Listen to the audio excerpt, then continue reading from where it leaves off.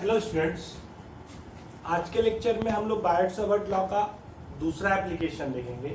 इस एप्लीकेशन के थ्रू हम लोग एक करंट कैरिंग रिंग है ना, उसके चलते उसके एक्सिस पे, एक्सिस का मतलब क्या हुआ, रिंग के प्लेन से परपेंडिकुलर और उसके सेंटर से पास कर रहा है, उसके एक्सिस पे किसी पॉइंट पे हम मैग्नेटिक फील्ड निकालेंगे। तो लेट अस सपोज कि इस पॉइंट पे हमको निकालना है और ये यहाँ से कितने दूरी पे है, ये यहाँ से x डिस्टेंस की दूरी पे। ठीक है, ये जो रिंग तुमको दिख रहा है, ये रिंग किस प्लेन में है? ये रिंग है YZ प्लेन में। This is y axis, let us suppose ये x है, ये y है, ये z है। तो ये किस प्लेन में लाई कर रहा है? YZ प्लेन में लाई कर रहा है। और एक्सिस कौन सा हो गया? x एक्सिस हो गया। तो हमको किसी इस पॉइंट पे मैग्नेटिक फील्ड निकालना है। ओके,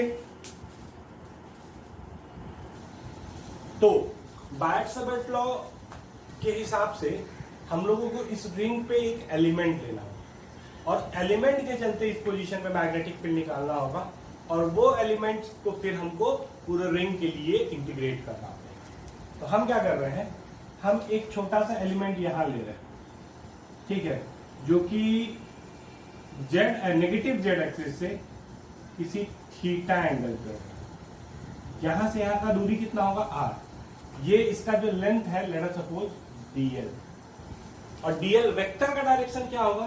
ध्यान से देखना, करंट रिंग का जो पीछे वाला पोर्शन है, ये मान लो रिंग, इसका सरकमफ्रेंस को रिंग समझो, ठीक है ना। तो रिंग में करंट कुछ इस तरह मूव करना है, मतलब जो पीछे वाला पोर्शन है उसमें करंट राइज कर रहा है इस तरह, है ना, अपवर्ड डायरेक्शन। और ये वाला जो सामने वाला फ्रंट वाला पोर्शन है उसमें करंट डिप कर रहा है इस तरह नीचे की तरफ, ऐसे राउंड कर रहा है। तो इधर वाला हाफ में करंट ऊपर की तरफ उठ रहा है और इधर वाला हाफ में करंट नीचे की तरफ उठ रहा है।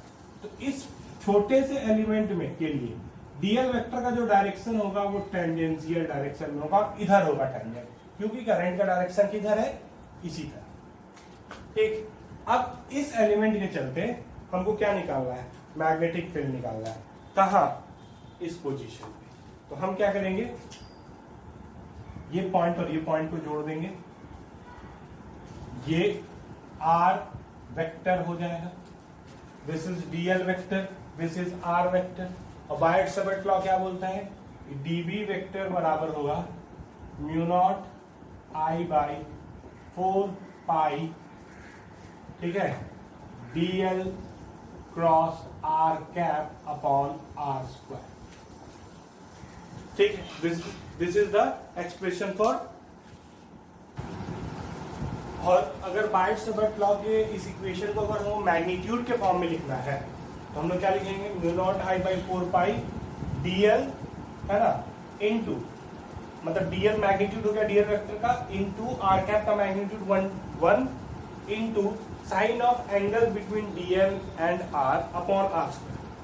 ठीक है, तो अब हम लोग को देखना है कि डीएल और आर कैप के बीच में एंगल कितना होगा। ध्यान देना, कौन सा एंगल हम लोग के लिए हम लोग बात कर रहे हैं कि डीएल वेक्टर है इधर की तरफ, मतलब कि अगर हम इसका 3 डायमेंशनल व्यू पॉइंट देखें तो ये है मेरा डीएल वेक्टर, ठीक है, टेंजेंशियल। ओके, क्या है मेरे लिए? R vector.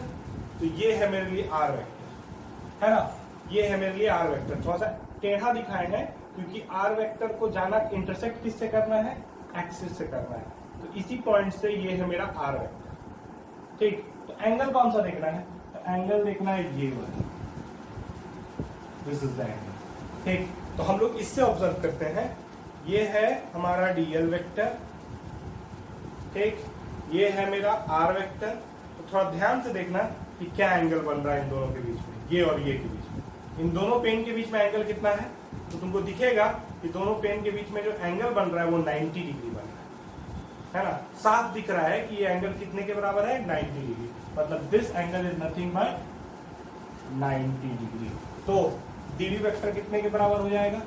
डीबी वेक्टर होगा का magnitude mu naught I by 4 pi dl sine 90 upon r square, and this will become dv is equal to mu naught I by 4 pi dl और r square को अब हम लोग replace करेंगे, क्योंकि ये हमारे लिए r क्या है, r is the magnitude of this length, ये लेंथ है r, ठीक है।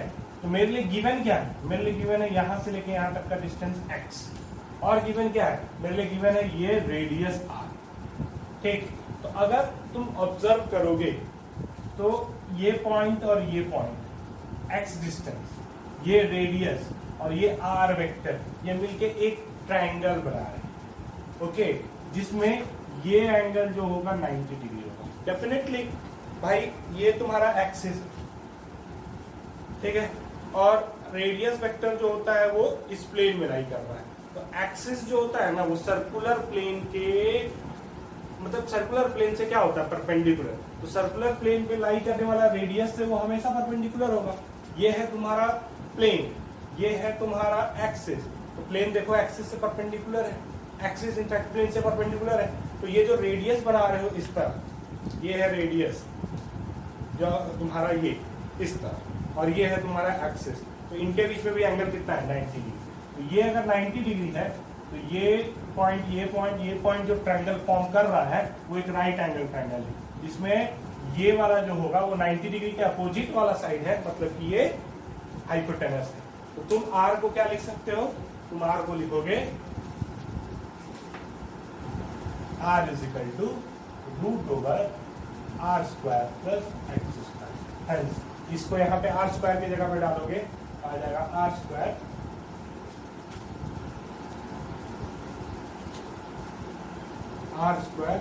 Plus x square to the power 2, तो मतलब यही हो जाएगा। हो गया, ये आया dv vector. Come back.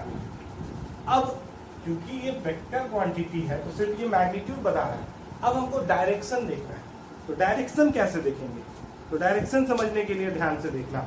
Direction में हमने तुमसे क्या बताया है कि करंट कैरिंग एलिमेंट के अलाउंग अपने थंब को रखो और r वेक्टर के अलाउंग अपने पाम को ले जाओ और फिंगर कर्व कर दो। फिंगर जिस डायरेक्शन में होगा वही डायरेक्शन किसका होगा, r वेक्टर का होगा, मतलब मैग्नेटिक फील्ड का होगा। तो देखो करंट जो है वो इधर है ऐसे, ये एलिमेंट ध्यान देना, करंट जो है वो ऐसे, समझ गए इस चीज को। तो हम अपने थंब को इसी के अलाउंग रख दिए और ये गया मेरा r वेक्टर। पाम थोड़ा सा टेढ़ा है, क्यों टेढ़ा है, क्योंकि हमको जाना है, पाम को ले जाना है, r वेक्टर को इंटरसेक्ट किससे करना है, एक्सिस से।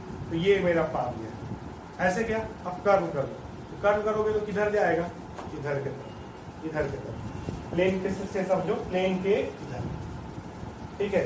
या फिर तुम ऐसे समझोगे कि ये r वेक्टर बाहर के तरफ और ये सॉरी ये dl वेक्टर और ये r वेक्टर, प्लेन रखेंगे तो प्लेन ऐसा आएगा, कोई प्लेन रखेंगे तो प्लेन एक ऐसा आएगा, तो उससे परपेंडिकुलर का मतलब इस डायरेक्शन में आएगा dv। This is the direction of dv। ये dv dl वेक्टर से भी, जैसे ये तो बोर्ड पे दिखा रहा है ना, ये आर्क है किस प्लेन में, आर्क है मेरा yz प्लेन और ये है मेरा रेडियस वेक्टर r वेक्टर ऐसे। तो देख लो ये प्लेन कैसा बन रहा है, ऐसा प्लेन बन रहा है ना, ऐसे कर्व करोगे इधर जाएगा, मतलब कि ठीक है। अब अगर हम बोले कि ये एंगल अल्फा है तो ये एंगल 90 माइनस अल्फा, ये एंगल अल्फा। dv के दो कॉम्पोनेंट, ऊपर की तरफ dv cos अल्फा और नीचे की तरफ dv sin। अब ध्यान दो, अब हमको देखना है कि इस रिंग के बाकी जो एलिमेंट है वो किस डायरेक्शन में आ रहे हैं। अगर सभी एलिमेंट सेम डायरेक्शन में आएंगे तो डायरेक्ट इंटीग्रेट कर देंगे, लेकिन अगर सभी एलिमेंट अलग अलग डायरेक्शन में होंगे तो सबको रिजॉल्व करके हमको जो सेम डायरेक्शन वाले होंगे उनको ऐड करना होगा, ठीक है। तो सिमिलरली एकदम इसके जस्ट डायमेट्रिकली अपोजिट पे ये एलिमेंट ले लो, ठीक है। तो ये डीएल वेक्टर किधर होगा, तो ये इधर के तरफ, ये हो गया रेडियस वेक्टर। तो इसके लिए मैग्नेटिक फील्ड कैसा होगा, तो इसको थोड़ा सा समझना। ये डीएल वेक्टर थोड़ा इस तरह है, टेंजेंट, ठीक। दूसरा रेडियस वेक्टर जो है वो ऐसा है, ये हो गया प्लेन। तो हाथ को रखो पाम को इस तरह, थोड़ा सा इसी से समझ लो, ये ऐसा है तो ये कैसे जाएगा, ऐसा जाएगा। ठीक, रेडियस वेक्टर किधर होगा, इधर होगा, ऐसे, ठीक है ना, एक्सिस पे। तो ये नीचे है तो थोड़ा सा ऊपर की तरफ टिल्टेड है, एक्सिस। तो पाम कैसे जाएगा, तो पाम जाएगा ऐसे। कल करो कैसे जाएगा, इधर जाएगा। बात को समझना, इधर, मतलब ये कहाँ जा रहा है, इधर जा रहा है। इसका भी एक कंपोनेंट ये dv cos अल्फा और ये dv sin अल्फा। तो ये वाला कंपोनेंट कटेगा और ये जुटेगा। लेकिन अगर हम एलिमेंट यहां ले और यहां ले, तो बात खुद समझना थोड़ा, मैं इससे समझा रहा हूं। अब अगर तुम एलिमेंट यहां ले रहे हो तो करंट ऐसे होगा, ठीक है, करंट का एलिमेंट ऐसे होगा, पाम ऐसे जाएगा, रेडियस वेक्टर इधर जाएगा, सॉरी डीवी वेक्टर इधर जाएगा, मतलब ऐसा, डीवी वेक्टर ऐसा, एक कंपोनेंट इधर, एक कंपोनेंट इधर। ठीक, सिमिलरली डायमेट्रिकली अपोजिट वाला लोगे तो डीवी वेक्टर इधर जाएगा। ठीक है, कैसे, तो इधर है ऐसे, करंट तो इधर होगा ना, तो हम ऐसे, पाम ऐसे, कैसे गया उधर। तो ये देखो डीवी वेक्टर इधर जाएगा, एक एलिमेंट ऊपर, एक एलिमेंट नीचे, ये एलिमेंट और ये एलिमेंट कैंसिल। उसी तरह ये एलिमेंट और ये एलिमेंट हॉरिजॉन्टल वाला, तो इस ये वाला करंट नीचे डिप कर रहा है, तो पाम ऐसे जाएगा, करंट इधर, इस तरह। ठीक, एक एलिमेंट इधर, एक एलिमेंट इधर, ये वाला एलिमेंट को पाम कैसे जाएगा, तो करंट ऊपर है, पाम ऐसे जाएगा। पीछे वाले पार्ट में करंट ऊपर की तरफ है, पाम ऐसे जाएगा, जाएगा किधर जाने वाला है, इधर, मतलब कि ऐसे, एक एलिमेंट इधर, एक एलिमेंट इधर, ये वाला और ये वाला कैंसिल, ये वाला ऐड हो जाएगा। तो तुमको दिखेगा ना कि इस रिंग पे लाई करने वाला हर एलिमेंट का एक डायमेट्रिकली अपोजिट एलिमेंट जो है उसके लिए फील्ड जो है ना वो किसी एक डायरेक्शन पे है, जिसके चलते एक कंपोनेंट एक्स एक्सिस के अलॉन्ग और एक component perpendicular to the x axis है। वो जरूरी नहीं है कि वो जेड एक्सिस के अलॉन्ग होगा, जो जरूरी नहीं है कि वो जेड एक्सिस के अलॉन्ग, वो वाई एक्सिस के अलॉन्ग भी हो सकता है, वो किसी रैंडम एक्सिस, ये एक्स एक्सिस है तो किसी इस तरह भी हो सकता है। लेकिन अगर इस तरह भी है ना तो उसका काउंटर पार्ट ऐसा हो, तो इसका एक कंपोनेंट इधर, एक कंपोनेंट इधर, इसका एक कंपोनेंट इधर, एक कंपोनेंट इधर। ठीक है, तो ये कंपोनेंट और ये कंपोनेंट कैंसिल। ठीक है, भले हम एक कंपोनेंट को वर्टिकल दिखा दिए हैं, लेकिन हर कंपोनेंट जो है ना एक कॉमन रहेगा जो हॉरिजॉन्टल एक्सिस का अलॉन्ग होगा, दूसरा या तो ऐसे होगा, ऐसे होगा, या तो ऐसे होगा, ऐसे होगा, या तो हॉरिजॉन्टल होगा या ऐसे होगा, या फिर ऐसे होगा, ऐसे होगा, या फिर ऐसे होगा तो ऐसे होगा, अलग अलग डायरेक्शन में होगा, एक हॉरिजॉन्टल तो एक अलग डायरेक्शन। ठीक है ना, कोई दिक्कत? लेकिन ये डेफिनेट है कि वो हर कैंसिल हो जाएंगे क्योंकि उनका काउंटर अवेलेबल है। तो सिर्फ हम लोग को कौन से कंपोनेंट को जोड़ना है, हमको सिर्फ एक्स कंपोनेंट को जोड़ना है। हम लिखेंगे dv x बराबर mu naught I by 4 pi sine component है dl r square plus x square sine alpha, this angle is alpha. ठीक है, तो इस अल्फा के लिए ये साइड हो गया बेस, ये साइड हो गया परपेंडिकुलर और ये साइड हो गया हाइपोटेनस। तो sine alpha can be written as perpendicular by hypotenuse, मतलब r by r square plus x square का रूट। तो डाल दो तो क्या आ जाएगा, mu naught I by 4 pi dl into are upon root under r square plus x square.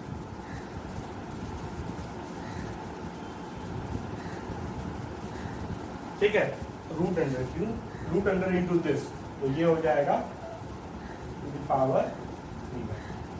अब हम लोगों को इसको इंटीग्रेट कर देना है। ठीक है, तो मैं इसको इंटीग्रेट कर रहा हूं, मैं इसको इंटीग्रेट कर रहा हूं। तो सबसे पहले समझना वेरिएबल है, आर वेरिएबल नहीं है, एक्स वेरिएबल नहीं है, याद रखिएगा। हमने तो इसी पॉइंट पे मैग्नेटिक फील्ड निकालना चाहा ना, जो कि यहाँ से कितने दूरी पे है, एक्स की दूरी पे, तो ये भी वेरिएबल नहीं। Mu naught I by 4 pi variable नहीं है, तो सिर्फ वेरिएबल क्या है, डीएल। डीएल मतलब ये छोटा सा एलिमेंट लेंथ, अगर डीएल को इंटीग्रेट करोगे पूरे रिंग के लिए तो पूरे एलिमेंट का लेंथ कितना, पूरे रिंग का लेंथ कितना हो जाएगा, पूरे रिंग का लेंथ हो जाएगा 2 पाई आर। तो डीएल का integration mu naught I by 4 pi, ठीक है, 0 से 2 पाई आर। तो 2 pi R into are upon are square plus x square to the power 3/2। 2 pi कटेगा तो फाइनल आंसर आ जाएगा mu naught I by 4 pi, 4 cut गया sorry, 2 R square plus x square to the power 3/2 और इधर बचेगा are. This is the expression for magnetic field due to this ring over a point or lying on its axis, ठीक है। और direction किधर है, along the axis, ठीक है। तो इसको उतार लो और मैं इसको मिटा के अब प्रेस रिजल्ट पे काम करता हूँ। तो ये हो गया करंट कैरिंग रिंग, ठीक। मैंने ये लिख दिया कि ये वाला जो पोर्शन दिख रहा है वो फ्रंट है, ठीक है, और ये वाला जो पोर्शन दिख रहा है वो रिंग जो है वो वाईजेड प्लेन में। तो ऐसे हो गया, ये वाला पोर्शन फ्रंट हो गया हमारे लिए, ये वाला पोर्शन बैक हो गया। तो दिख रहा है फ्रंट में करंट डिप कर रहा है और बैक में करंट क्या कर रहा है, राइज कर रहा है। तो इस पोजीशन पे मैग्नेटिक फील्ड होगा, तो मैग्नेटिक फील्ड इस पोजीशन पे होगा B बराबर mu naught I by 2 R square plus x square, where X is the distance from the centre, ठीक है, टू द पावर 3/2 और into R square. This is the current due to current, मतलब magnetic field due to current carrying field. अब बात करना है direction का। तो डायरेक्शन निकालने का तरीका है right hand thumb rule. Curl the finger along the sense of the current, ठीक है, curl the finger along the sense of the current. तो सेंस ऑफ द करंट देखो क्या है, इधर राइज कर रहा है, इधर डिप कर रहा है, तो ऐसे है ना, ऐसे थंब कहाँ जा रहा है, बाहर। तो this thumb will give the direction of magnetic field as well as the axis for this current carrying loop, ठीक है। तो इस पोजीशन पे मैग्नेटिक फील्ड इधर होगा B, कितना, mu naught I by r square upon 2 into r square plus x square to the power 3/2। एक बात ध्यान दीजिएगा, ये है क्या, ये एक डाइपोल है, इसका हम लोग मैग्नेटिक मोमेंट भी निकालते हैं। याद आता है, पढ़ाए थे ये, मैग्नेटिक डाइपोल मोमेंट होता है कितना, I इंटू एरिया मैग्नीट्यूड में, ठीक है। तो कितना हो जाएगा, I into pi are square, ठीक है। तो तुमको बताए थे इलेक्ट्रोस्टैटिक्स चैप्टर में कि डाइपोल के एक्सिस पे इलेक्ट्रिक फील्ड हमेशा डाइपोल के अलाउंग होता है। उसी तरह मैग्नेटिक डाइपोल है, ये करंट कैरिंग लूप है तो ये मैग्नेटिक डाइपोल होगा, और ये मैग्नेटिक डाइपोल का एक्सिस है। तो मैग्नेटिक डाइपोल के एक्सियल पॉइंट पे, ठीक है ना, हर पोजीशन पे जो मैग्नेटिक फील्ड का जो डायरेक्शन होगा वो अलोंग द एक्सिस होगा, ठीक है। मतलब अगर तुम इस पॉइंट पे निकालना चाहोगे, ठीक है, तो इस पॉइंट के लिए भी करंट ऐसा है तो इधर ही होगा मैग्नेटिक फील्ड का डायरेक्शन, समझ गए, इसी साइड, ठीक, पीछे के साइड में भी। बस क्या है, ये बैक है। करंट कैरिंग लूप का डायरेक्शन देखो ऐसे, हम किधर है, इधर, यही डायरेक्शन होगा किसका, मैग्नेटिक फील्ड का और मैग्नेटिक मोमेंट का, ठीक। कोई दिक्कत इसमें नहीं। अब देखो तो एक कंडीशन हम लोग लगाते हैं, हम लोग कंसिडर करते हैं कि x is very very compare to r, ठीक है, कर लिए, कोई दिक्कत इसमें नहीं। तो हम लोग क्या करेंगे, r square plus x square को एक्स स्क्वायर ही लिख देते हैं। तो मेरे लिए b कितने के बराबर आ जाएगा, b आ जाएगा म्यू नॉट आई बाई 2, ठीक है। और इसको लिख सकते हैं हम लोग आर स्क्वायर, तो हटा दो, x square plus r square को ऑलमोस्ट एक्स स्क्वायर ही लिख दो, तो यह आ जाएगा x cube into r square. समझ गए इस चीज को। अब क्या करो, अब हम देखो क्या कर रहे हैं, इंटू कर रहे हैं पाई, डिवाइड कर रहे हैं पाई। तो मेरे लिए एक्सप्रेशन हो गया mu naught I by 2 pi, ठीक है, pi are square upon X cube, ठीक है। अब देखो तो I into pi are square क्या होगा, एम होगा, और म्यू नॉट बाई 4 पाई को मान लो के, ठीक है। तो म्यू नॉट बाई 2 पाई को लिख सकते हैं 2k, ठीक, 2k m बाई एक्स। ये रिजल्ट याद आ रहा है। इलेक्ट्रिक डाइपोल के चलते for x very very greater than r या l length of the dipole, या फिर ये हम लोग बोलते थे कि इसको शॉर्ट डाइपोल कंसिडर करते थे। शॉर्ट डाइपोल का मतलब ये distance is very very large, तो मेरे लिए इसके चलते इस पोजीशन पर इलेक्ट्रिक फील्ड कितना आता था, 2k p बाई r। तो वेक्टर क्या था, वेक्टर क्या था, वेक्टर क्या था, समझ गए इस चीज को। 2km, यहाँ पे k होता था 1 बाई 4 पाई एप्सिलॉन नॉट, यहाँ पे k लिख रहे हैं हम लोग म्यू नॉट बाई 4 पाई, ठीक है। यहाँ पे p वेक्टर होता था इलेक्ट्रिक डाइपोल, यहाँ पे m वेक्टर होता है मैग्नेटिक डाइपोल, यहाँ पे r क्यूब होता था यहाँ से यहाँ का दूरी, यहाँ पे भी x क्यूब जो है क्योंकि हॉरिजॉन्टल एक्सिस पे ले रहे हैं, यहाँ से यहाँ तक का दूरी, समझ गए। देखो रिजल्ट से, तो याद रखना रिजल्ट शॉर्ट डाइपोल के लिए इस केस में भी यही आएगा। बस तुमको यहाँ पे क्या रखना है, m के जगह पे ये आना चाहिए, k के जगह पे ये आना चाहिए, बाकी से, ठीक है। ये रिजल्ट याद रखिए। दूसरा रिजल्ट हम लोग इसको यहाँ देख रहे हैं कि for r x is equal to 0, x is equal to 0 मतलब एट सेंटर, ठीक। तो x 0 डाल देंगे तो ये हो जाएगा r square plus 0 to the power 3/2, तो 2 कट जाएगा तो r क्यूब, r स्क्वायर से r क्यूब कटेगा, mu naught I by 2r। This is the result, mu naught I by 2r is the magnetic. किस डायरेक्शन में, सेंटर में भी इसी डायरेक्शन में होगा, इस पोजीशन पे भी इसी डायरेक्शन में होगा, इस पोजीशन पे भी इसी डायरेक्शन में, समझ गए। इंफिनिटी पे जाके क्या हो जाएगा, 0 हो जाएगा, समझ गए इस चीज को, ठीक है। तो ये याद रखना एट सेंटर।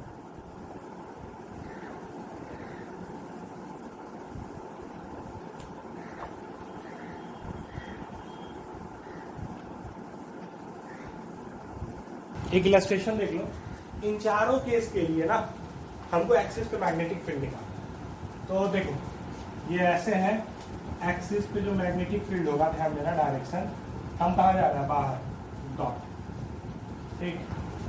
ये किस तरह है, ऐसे, बात को समझिएगा, ऐसे है ना, ये फ्रंट है ऊपर के तरफ, बैक है नीचे के तरफ। एक्सिस पे जो मैग्नेटिक फील्ड होगा वो इधर होगा, देखो कम किधर जा रहा है, ये ऐसे है तो एक्सिस पे मैग्नेटिक फील्ड ऊपर के तरफ, ये ऐसे है तो एक्सिस पे मैग्नेटिक फील्ड इधर होगा, यहाँ भी इधर, समझ गए इस चीज को, तो दिक्कत इसमें नहीं, ठीक है।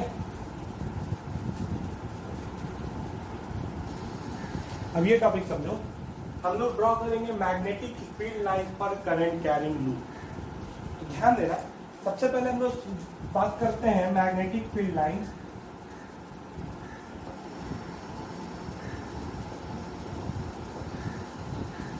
For bar magnet. यहाँ पे मैं मैग्नेटिक फील्ड लाइंस डिफाइन नहीं करूंगा क्योंकि एकदम ये सिमिलर है इलेक्ट्रिक फील्ड लाइंस के कॉन्सेप्ट से, कि मैग्नेटिक फील्ड लाइंस जो है ना वो एक इमेजिनरी लाइंस है जिसपे हर पॉइंट पे टेंजेंट जो है वो डायरेक्शन ऑफ मैग्नेटिक फील्ड दिखाए, ठीक। दूसरा, magnetic field lines never intersect each other. तीसरा, कि मैग्नेटिक फील्ड लाइंस जो है वो क्लोज लूप बनाता है। इलेक्ट्रिक फील्ड लाइंस और मैग्नेटिक फील्ड लाइंस में सबसे बड़ा फर्क ये है कि electric field lines never form से क्लोज लूप, लेकिन मैग्नेटिक फील्ड लाइंस जो है वो फॉर्म से क्लोज लूप, ठीक। दूसरा, ध्यान दीजिएगा, एक बार मैग्नेट का मैग्नेटिक फील्ड लाइंस कैसा है ये आप लोग जानते हैं, ये बार मैग्नेट है, ये नॉर्थ पोल है, ये साउथ पोल। तो याद रखना, बार मैग्नेट भी एक डाइपोल मोमेंट होता है, इसके बारे में हम लोग पढ़ेंगे, ठीक है। एक डाइपोल मोमेंट होता है जिसका एक पोल हो गया नॉर्थ, एक पोल हो गया साउथ। तो ये लाइक पॉजिटिव पोल होता है, ये लाइक नेगेटिव पोल होता है। जिस तरह पॉजिटिव टर्मिनल से इलेक्ट्रिक फील्ड लाइन्स निकलता था और नेगेटिव से टर्मिनेट करता था, यहाँ पे भी पॉजिटिव पोल से निकलेगा और नेगेटिव पोल से इंटर करेगा, ठीक है। और इस तरह ये फील्ड लाइन्स,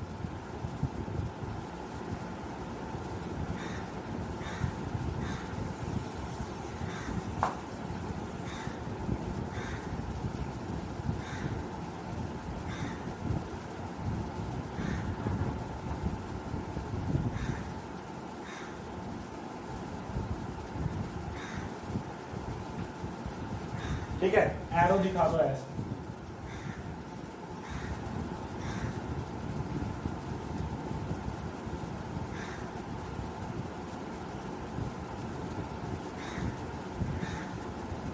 और इनसाइड द बार मैग्नेट ये सारे फील्ड लाइन साउथ से नॉर्थ जा रहे हैं, ठीक है। इनसाइड द बार मैग्नेट ये सारे फील्ड लाइन साउथ से नॉर्थ जाएंगे। और ये जो है ना, ये लाइन बाइसेक्टर जो एरिया को हाफ पार्ट में डिवाइड कर रहा है, वो इसका एक्सिस होगा। और एक्सिस पे फील्ड लाइन हमेशा स्ट्रेट होंगी। तो देखो एक्सिस का डायरेक्शन हमेशा साउथ से नॉर्थ की तरफ है, ठीक। तो साउथ से नॉर्थ की तरफ है एक्सिस का डायरेक्शन, तो फील्ड भी जो है वो हमेशा एक्सिस की तरफ ही है। यहाँ पे लग रहा है कि अंदर आ रहा है, यहाँ पे लग रहा है कि बाहर जा रहा है, लेकिन डायरेक्शन हमेशा सेम। उसी तरह एक करंट कैरिंग लूप है, ठीक है।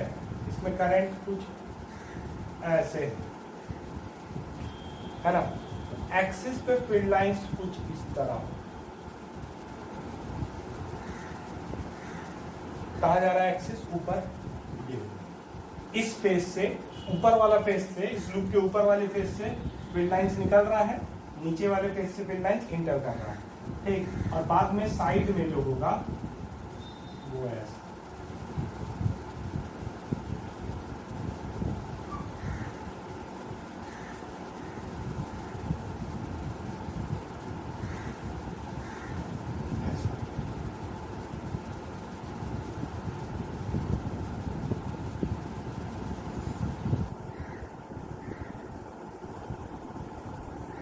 देखो ये क्लोज लूप है, तो दोनों ऑलमोस्ट क्या है, फील्ड लाइंस सिमिलर है, ठीक है ना।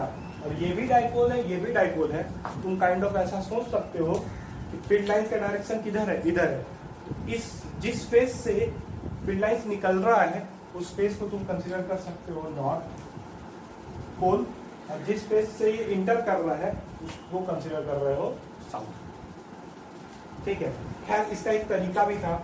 मान लो एक करंट कैरिंग लूप है, ठीक, जिसमें करंट ऐसे ट्रैवल कर रहा है ना। तो एक्सिस किधर जा रहा है, बाहर, बाहर जा रहा है ना, मतलब फ्रंट फेस से फील्ड लाइंस क्या कर रहा है, निकल रहा है। वही दूसरा लूप बना, करंट का डायरेक्शन उल्टा दिखा दो, क्या जा रहा है, फ्रंट फेस से करंट इंटर कर रहा है।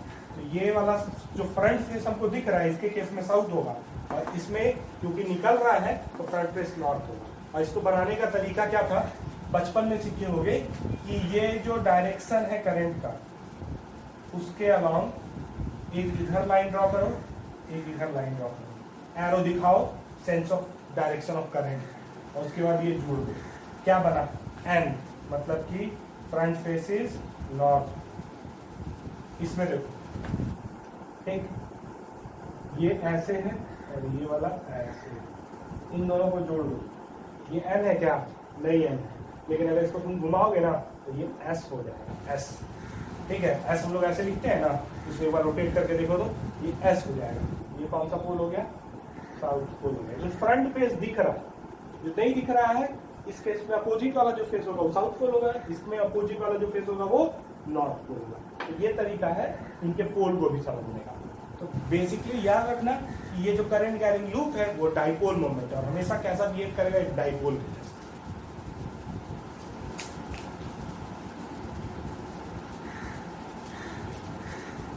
ये करंट कैरिंग लूप है, इसके सेंटर पे कितना मैग्नेटिक फील्ड होगा, इसके सेंटर पे मैग्नेटिक फील्ड होगा mu naught I by 2r।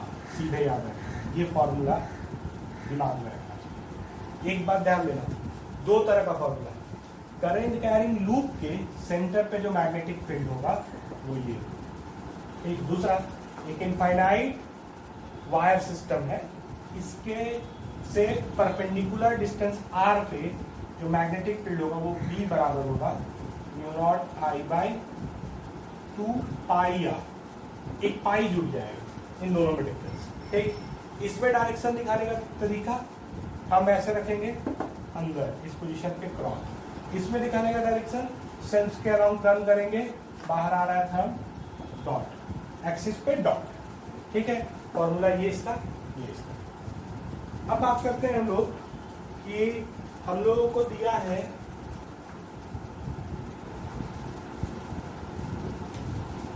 एक सर्कुलर आर्क,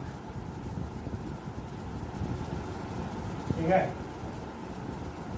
जो कि अपने सेंटर पे कितना एंगल सबटेंड कर रहा है, थीटा, और इससे करंट है I, है ना।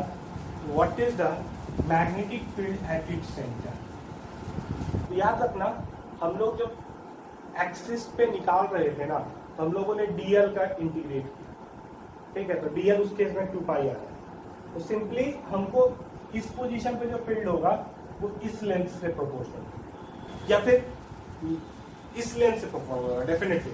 और दूसरा, ये लेंथ जो है ना वो थीटा पे प्रोपोर्शनल होगा। तो सीधे हम लोग यूनिटरी नेट मेथड लगाते हैं, क्या कि अगर r रेडियस का अगर पूरा का पूरा एक सर्कल होगा तो उसके लिए mu naught by I by 2r होगा मैग्नेटिक फील्ड। ठीक है, तो तुम ऐसे लिखो कि 2 पाई रेडियन, ठीक है, एंगल सबटेंड करने वाला आर्क, मतलब पूरा का पूरा सर्कुलर आर्क के सेंटर पे मैग्नेटिक फील्ड है B बराबर mu naught I by 2r। ठीक, तो यूनिट रेडियन वाले में कितना होगा, यूनिट रेडियन के लिए होगा mu naught I by 2r into 1 by 2 pi. ठीक, तो थीटा रेडियन के लिए कितना होगा, थीटा रेडियन तो ये हो जाएगा mu naught I by 4 pi r, या फिर इसको इधर ही रखेंगे 2r into theta by 2। This is the result. तो बस यहाँ पे जो मैग्नेटिक फील्ड आएगा वो आएगा mu naught I by 2r, पूरा सर्कल के लिए याद रखना, इंटू थीटा बाई 4। डायरेक्शन, तो डायरेक्शन का वही मतलब होता है, छोटा सा भी आर्क है, ऐसे कल करो ही कहाँ जाएगा बाहर, मतलब इस पोजीशन पे मैग्नेटिक, ये होगा रिजल्ट। याद रखना बस, थीटा बाई 2 पाई से हम लोग को क्या कर देना, इंटू कर देना। और थीटा अगर 90 डिग्री हुआ, मतलब ये पूरा का पूरा क्वाड्रेंट है, दैट इज पाई बाई 2, तो b बराबर हो जाएगा पाई बाई 2 बाई 2 पाई, मतलब कि पाई बाई 4, और ये हो जाएगा mu naught I by 8r। अगर theta is equal to 180 degree है, semi circle, that is pi, तो b बराबर हो जाएगा mu naught I by 4r। ठीक है, और किसी एंगल पे भी यही फॉर्मूला याद रखा। ये सारे, ये जो फॉर्मूला में थीटा है, थीटा इन रेडियन,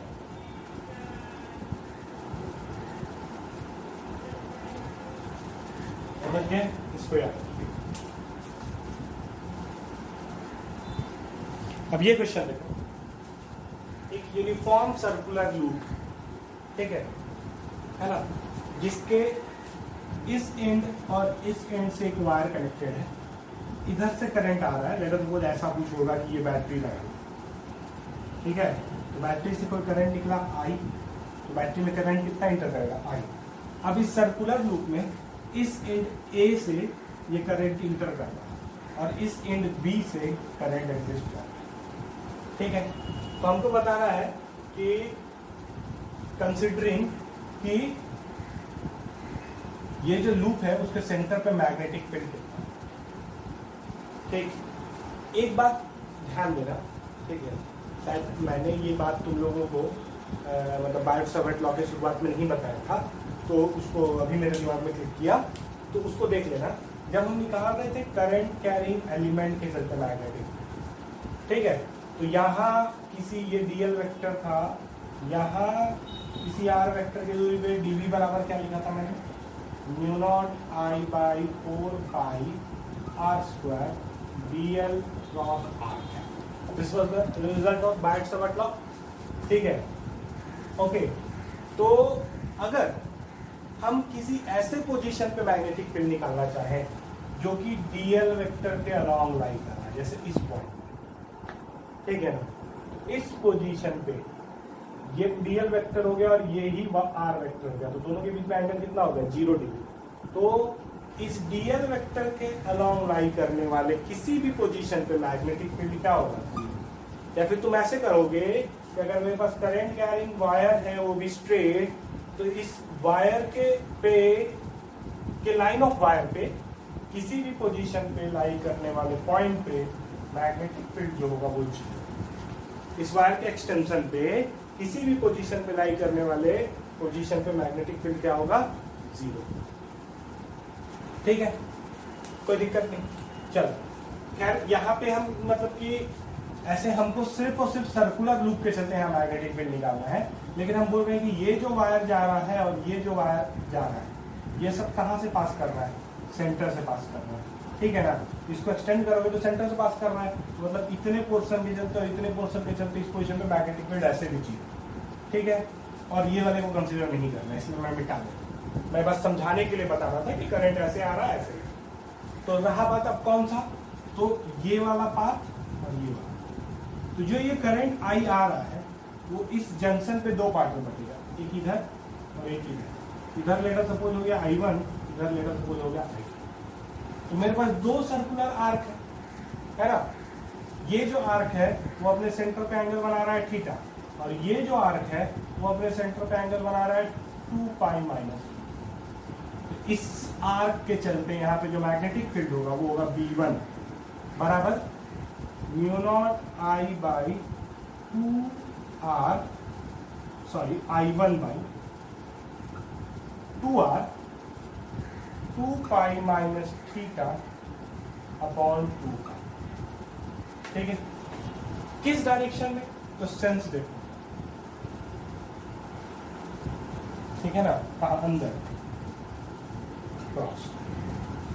B2 बराबर किसके चलते, mu naught I2 by 2R, ये कितना एंगल सबटेंड कर रहा है, थीटा बाई 2।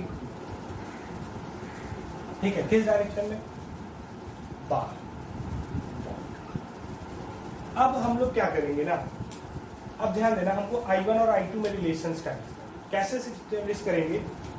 A और B जो पॉइंट है वो दोनों वायर के लिए कॉमन है, और हम कह सकते हैं कि A और B के लिए ये वायर और ये वायर प्रोपोर्शनल होगा, सॉरी प्रोपोर्शनल होगा, पैरेलल होगा। ए बी के अक्रॉस, ये दोनों ए बी के अक्रॉस है, ये वायर और ये वायर, ये दोनों पैरेलल है। ठीक है, इनके अक्रॉस पोटेंशियल डिफरेंस क्या होगा, सेम। समझ गए इस चीज को, इनके अक्रॉस पोटेंशियल डिफरेंस क्या होगा, सेम। इसका मतलब इसका रेजिस्टेंस अगर मान ले R1, इसका रेजिस्टेंस मान ले R2, I1 R1 बराबर I2 R2 होगा। ठीक, जिससे I1 बाई I2 बराबर क्या हो जाएगा, R2 बाई R1। ठीक, अब चूंकि ये वायर यूनिफॉर्म है ना, क्योंकि ये वायर यूनिफॉर्म है तो कोई भी वायर का रेजिस्टेंस जो होता है वो उसके लेंथ से प्रोपोर्शनल होता है, और क्योंकि ये सर्कुलर आर्क है तो सर्कुलर आर्क का लेंथ उसके एंगल पे डिपेंड करता है। तो हम लोग लिख सकते हैं R1 is proportional to 2 pi minus theta, this angle, क्योंकि ये आर्क इतना ही एंगल सबटेंड कर रहा है, और R2 इज प्रोपोर्शनल, R1 और R2 यहाँ पे रेजिस्टेंस है।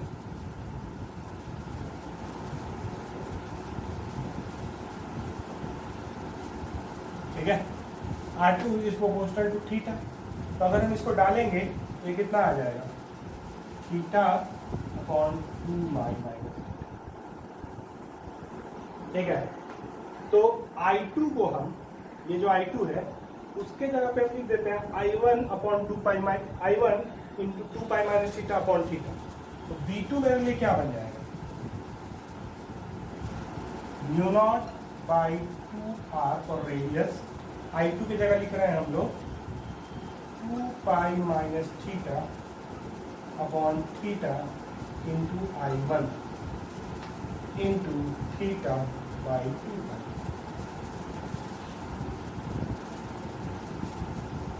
Into theta. क्या दिख रहा है? ये थीटा कट गया, क्या आया? Mu naught I1 by 2r 2 pi minus theta upon 2 पाई, और यहाँ पे क्या B2 आया, mu naught I1 upon 2r 2 pi minus theta upon 2 पाई, और यहाँ क्या है B1 mu naught I1 upon 2r 2 pi minus theta upon 2 pi. ठीक है, तो दोनों का मैग्नीट्यूड क्या हो गया? सेम हो गया।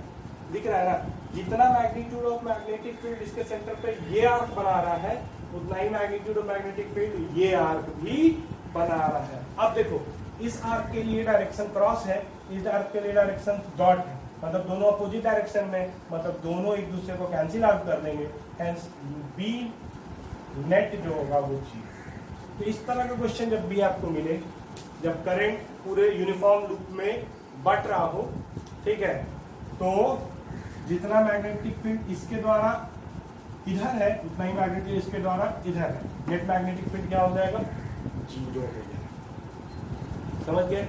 नेट मैग्नेटिक फील्ड क्या हो जाएगा? 0।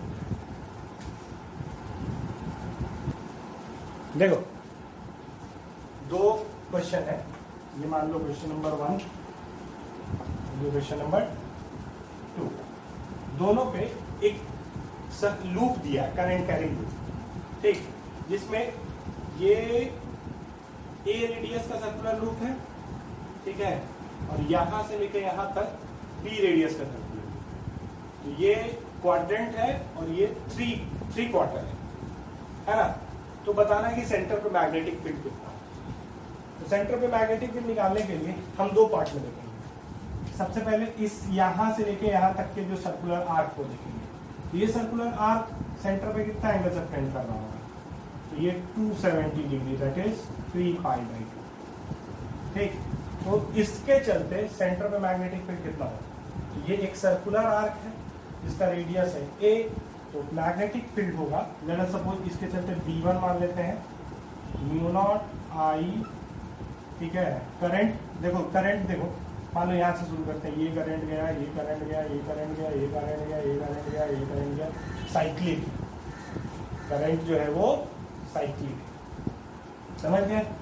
ठीक है, तो सब में करंट सेम है I, mu naught upon I upon 2r, r इसका है a, ठीक, इनटू थीटा बाई 2 पाई, तो थीटा इसके लिए कितना है? 3 पाई बाई 2 इंटू 2 पाई, तो पाई बाई कट गया, कितना आ जाएगा? म्यू नॉट या फिर 3 म्यू नॉट I अपॉन 8 किस डायरेक्शन में? सेंस देखो, सेंस है अंदर के तरफ, क्रॉस B1। अब बात करते हैं ये वायर और ये वायर, स्ट्रेट वायर जो यहाँ से यहाँ तक का है, यहाँ से यहाँ, इसके चलते सेंटर पे मैग्नेटिक फील्ड कितना होगा? 0, क्योंकि ये कहाँ से पास कर रहा है? यहीं से पास कर रहा है, इसके चलते 0। अब बचा ये यार, इसके चलते हम लोग लिखते हैं B2 के लिए कितना होगा? ये क्वाड्रेंट है, तो म्यू नॉट I बाई, यहाँ पे सीधे लिखेंगे पाई बाई 2 बाई 8b आएगा, क्योंकि इसका रेडियस कितना है? b। किस डायरेक्शन में? तो ये भी इसी तरह जा रहा है।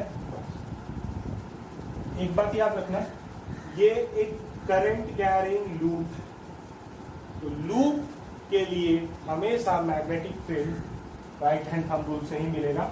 सेंस ऑफ करंट के अराउंड कम करो अंदर, तो इन दोनों का अंदर आया, तो B1 और B2 के चलते नेट B जो होगा वो B1 प्लस B2 होगा, क्योंकि दोनों सेम डायरेक्शन में, तो आ जाएगा म्यू नॉट I बाई 8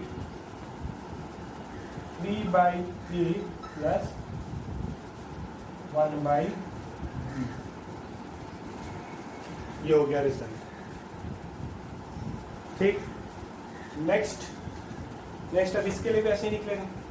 ये एक स्ट्रेट वायर फ्रेम है और एक 3 क्वार्टर का सर्कुलर लूप है, तो इसके चलते क्या लिखेंगे? सेंस तो फिर से वही है तो यही रिजल्ट आएगा B1 mu naught I by, सीधे लिख सकते हैं 3 mu naught I by 8 cross. अब बात करेंगे B2 में ये वायर और ये वायर के चलते मैग्नेटिक फील्ड। अब देखना है ये वायर और ये वायर। तो ध्यान देना, स्ट्रेट वायर से निकालने के लिए हमने तुमको क्या बताया था? स्ट्रेट वायर से निकालने के लिए तुमको तरीका ये होता है कि स्ट्रेट वायर के दोनों एंड का हमको देखना है कि जिस पोजीशन पे मैग्नेटिक फील्ड निकालना है उस पोजीशन पे कितना एंगल सबटेंड करना है। तो ये एंड से परपेंडिकुलर डालेंगे तो इसी से पास कर रहा है, ये एंगल एंड जो है 0 एंगल बना रहा है, और ये एंड यहाँ कुछ एंगल बना रहा हूँ। तो ये एंगल कितना? सिंपल बात है, ये एक स्क्वायर है, ठीक है। तो ये मैं जब ले जाऊंगा यहाँ से यहाँ तक का, है ना, तो ये डायगोनल हो गया, और ये अगर डायगोनल हो गया तो ये एंगल जो होगा वो 45 डिग्री, ठीक है। तो इस वायर के चलते होगा mu naught I by 4 pi, ठीक, B sine 0 degree plus sine 45 degree into 1/2। अब सिमिलरली इसका देखो, तो इसके लिए भी एक इंड यहाँ पे 45 बना रहा है और एक इंड ये यहाँ पे 0 डिग्री बना रहा है, क्योंकि ये जो परपेंडिकुलर है वो यहीं से पास कर रहा है। तो ये एंगल कितना बना रहा है? 0 डिग्री, ठीक है।